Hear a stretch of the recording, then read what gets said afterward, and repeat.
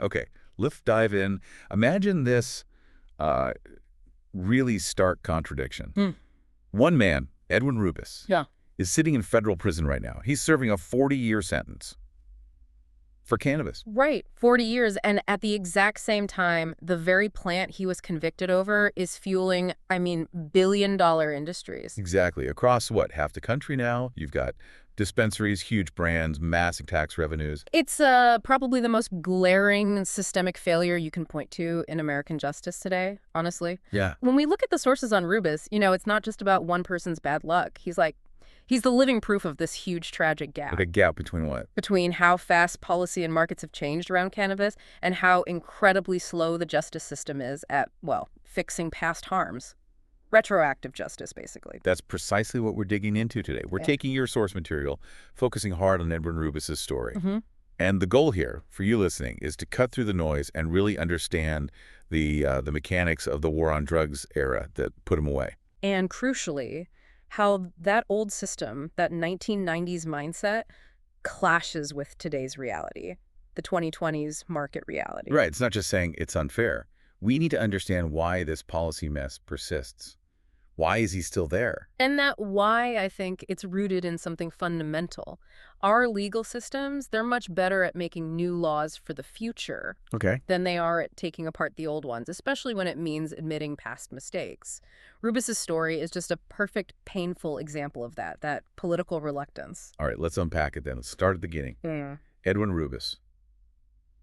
His story starts a long way from federal prison. Yeah, it does. He was born in El Salvador back in 1968, fled the Civil War there when he was just, 11 years old, landed in Houston, Texas. Trying to build a life. Yeah, trying to live that American dream, By his 20s, he's a father of 3. He's working jobs mechanic, car salesman. But the sources are pretty clear. He was also struggling. Right.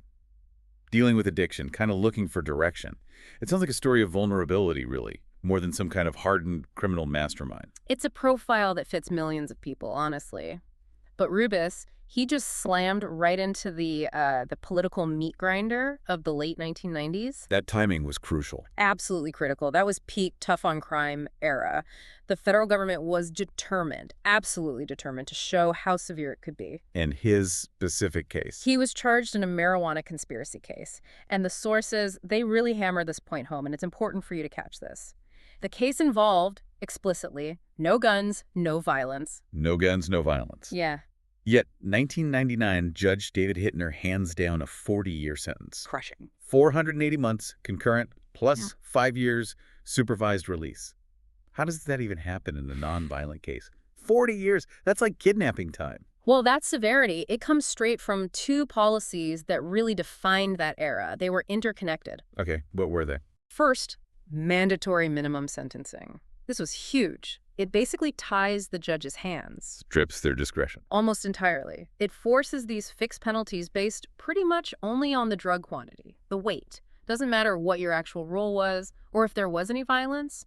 Rubis got caught up in a finding of a massive quantity of marijuana. So it wasn't about him, his actions, his level of violence or threat. It was just the total weight involved in the whole operation. That's the crux of it. And the second punch was the kingpin label. The kingpin label. What does that mean legally? Well, legally it's supposed to mean, a major leader, head of a cartel type figure, but back then it was applied really aggressively. Oh, I see. Anyone considered near the top of a distribution chain, even for marijuana, could get hit with it. And that label automatically triggered the maximum possible sentences, like the one Rubis got. Wow. The court even pushed for him to be put in maximum security. It wasn't really about public safety in his case. It felt more like maximizing the punishment to send a message, fit the political climate. And just to close the loop on the legal side, he appealed, right? What happened there? He did appeal, went to the Fifth Circuit. Yeah. But they basically upheld everything important. Yeah. They confirmed the drug quantity findings, the obstruction findings.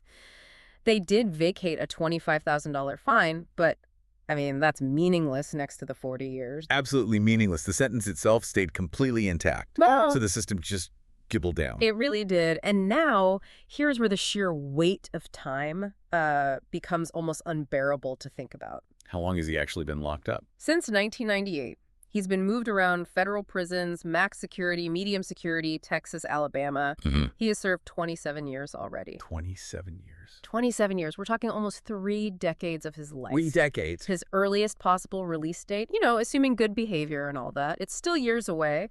Some sources say 2031, others say August 2032. Either way. Still almost another decade, potentially. Yeah. Think about that. He went to prison before the first iPod came out. Before 9/11, before Facebook, Twitter, Instagram, and definitely before any state had legal weed shops.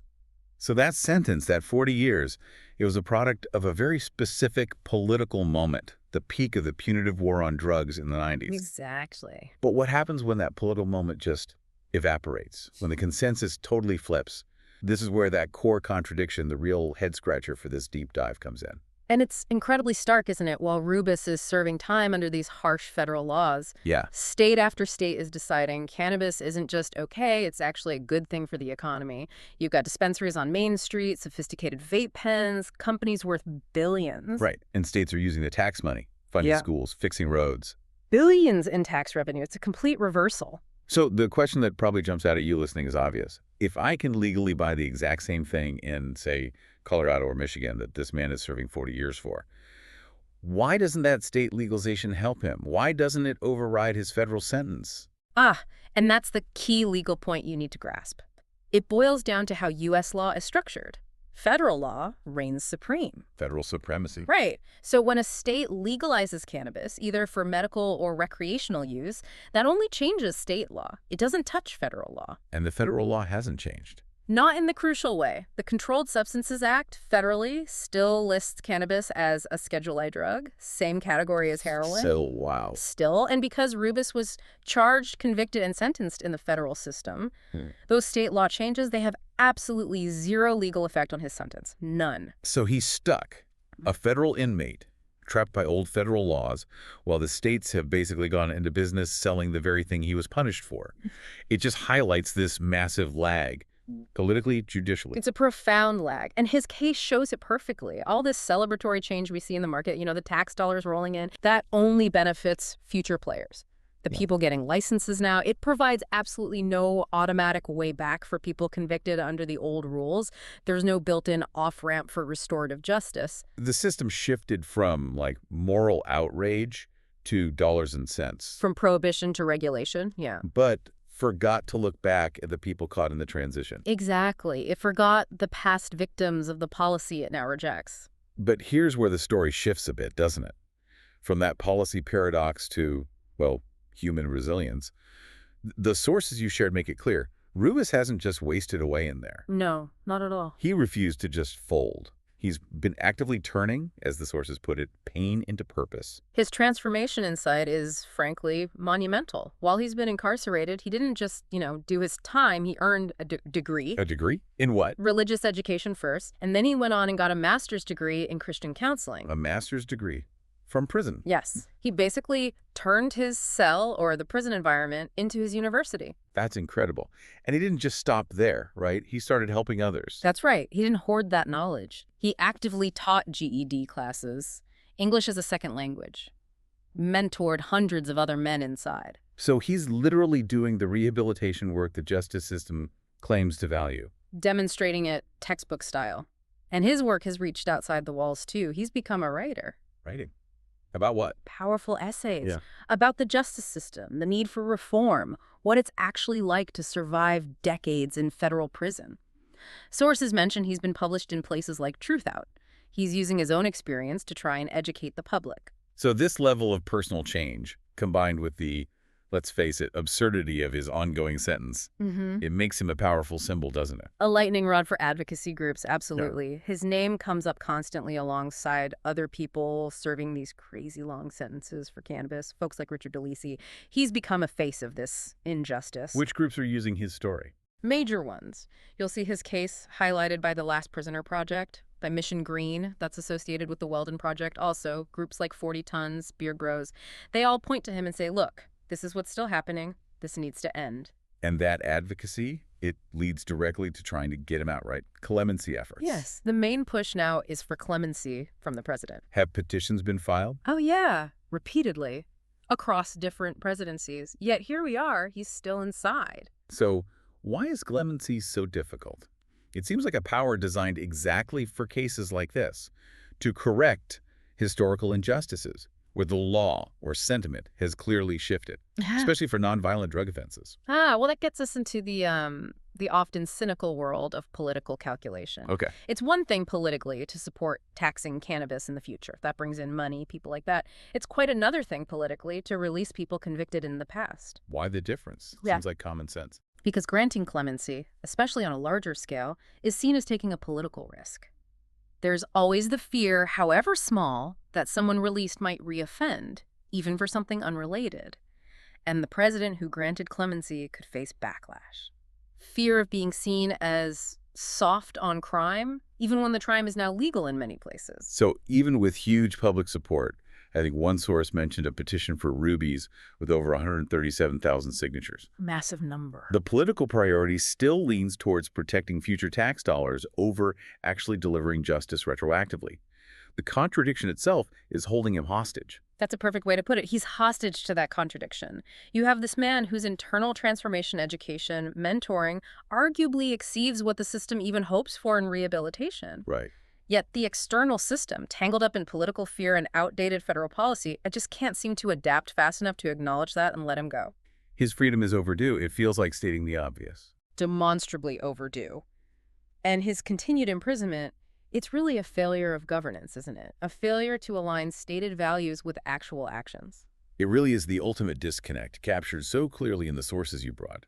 We've traced Edwin Rubis's journey, fleeing war in El Salvador, landing in Houston, getting caught in that specific political storm of the 90s war on drugs. Hit with that 40-year sentence. And then showing this incredible resilience inside, earning a master's degree behind bars. Mentoring others. And yet, he's still looking at potentially another decade inside, trapped by laws that the new, shiny, billion-dollar cannabis industry has completely sidestepped. And what's really fascinating, structurally, is how this policy gridlock has forced the advocacy efforts. They're not really lobbying Congress effectively for retroactive changes. They're having to go straight to the president, begging for clemency. Bypassing the legislative branch. Exactly. It basically admits that Congress and the courts, through just inertia or maybe unwillingness, they haven't been able to clean up the mess left by the war on drugs era. So the pressure falls entirely on the executive branch's discretion. Which, as we've seen, is unreliable and heavily influenced by political winds, not necessarily just the merits of the case. Okay, so that leaves us, and you listening, with a pretty provocative thought to chew on. We've seen the clemency petitions for nonviolent cannabis offenders, like Edwin Rubis, have been filed across multiple presidencies, Republican and Democrat, without success. What does that actually tell us about how much political weight is really given to retroactive justice? Yeah, what's the actual priority level? Right. Even when you have overwhelming public support for legalization and massive legitimate industries built on this plant, what does it finally take for a systemic contradiction like this to resolve itself? And maybe more importantly, what's the human cost paid by individuals like Edwin Rubis while we wait for that resolution, while the system tries or fails to catch up with itself? That's the question we'll leave you with, something to explore on your own.